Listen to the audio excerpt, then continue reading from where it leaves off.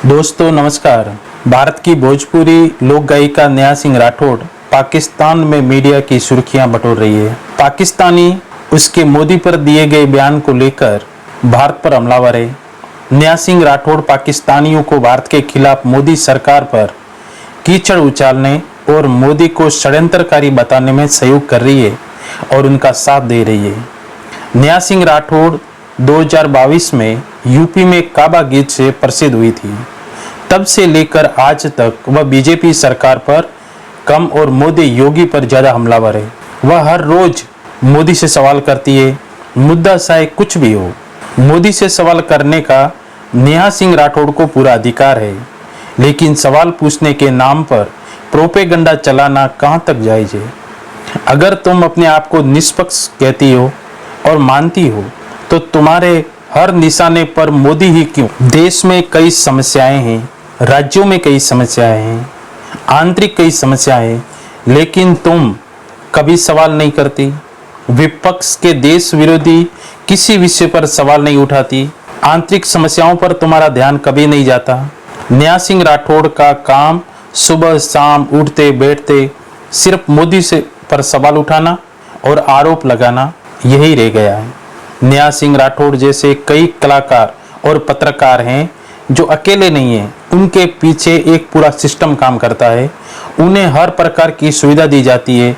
उन्हें पर्दे के पीछे पार्टी की फंडिंग भी होती है, जिसके बल पर ये लोग सरकार विरोधी पार्टियों की लाइन पर ही चलते हैं और उन पर सवाल उठाने वाले लोगों को गोदी मीडिया या अभिव्यक्ति की आज़ादी पर हमले का आरोप लगाकर संविधान की दुहाई देते हैं। आज अगर कोई पत्रकार नेहा सिंह राठौड़ से मोदी सरकार के कोई 5 अच्छे काम गिनवा ले तो उस पर ये कोई जवाब नहीं देगी, क्योंकि वो सिर्फ राहुल गांधी, अखिलेश यादव, तेजस्वी यादव, ममता बनर्जी जैसे नेताओं की हमदर्द है।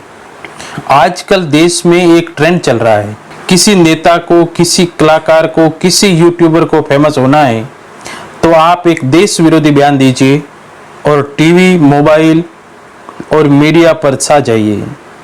आप पर एफआईआर होगी तो कई पार्टियां संविधान की दुहाई लेकर आपको बचाने के लिए लाइन में खड़ी हो जाएगी।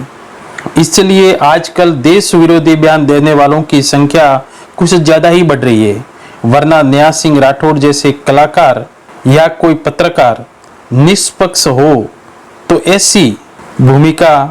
उनकी ऐसी भूमिका हो ही नहीं सकती। नेहा सिंह राठौड़ पर्दे के पीछे सिर्फ विपक्ष के हाथों ही नहीं, देश विरोधी ताकतों के हाथों में भी खेल रही होगी, क्योंकि नेहा सिंह राठौड़ जैसे गद्दार लोग देश से ज्यादा अपनी इमेज चमकाने में मानते हैं। जब पहलगाम की घटना से पूरा देश मोदी सरकार के साथ खड़ा है, इस घटना को देखकर हर भारतीय की रूह कांप गई। पूरे देश को मोदी के साथ एकजुट देखकर नेहा सिंह राठौड़ और कुछ यूट्यूबर अचंभित है। ये वो चाहते हैं जो पाकिस्तान चाहता है, क्योंकि इनके आरोप और पाकिस्तान के आरोप और सवाल एक जैसे ही होते हैं।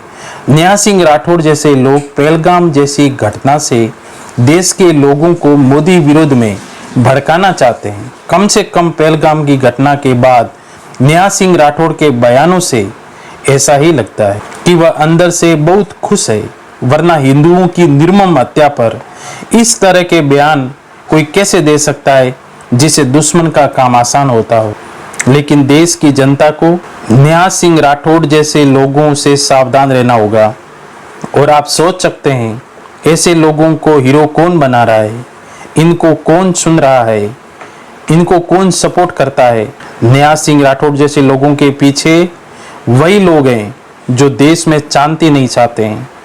ये लोग सिर्फ अपना एजेंडा सेट करते हैं। और नेहा सिंह राठौड़ ने अपने बयान में कहा भी है कि लोग मेरे बारे में क्या कहते हैं मुझे घंटा फर्क नहीं पड़ता, क्योंकि ये बेशरम लोग हैं, इनका जमीर भी मरा हुआ है। नेहा सिंह राठौड़ जैसे लोग कलाकार का नकाब पहनकर देश विरोधी गतिविधियों की भूमिका में रहते हैं। नेहा सिंह राठौड़ जैसे देश में और कई लोग बैठे हैं जो खुद को निष्पक्ष बताते हैं, दूसरों को गोदी मीडिया का सर्टिफिकेट बांटते हैं और अब न्या सिंह राठौड़ के बयानों पर एफआईआर दर्ज हो चुकी है। देखते हैं उनके खिलाफ क्या कार्रवाई होती है। दोस्तों, चैनल को लाइक करें और सब्सक्राइब करें और आई बेल का बटन जरूर दबाएं। हमारी नई वीडियो का नोटिफिकेशन सबसे पहले आपको मिले और वीडियो को शेयर जरूर करें।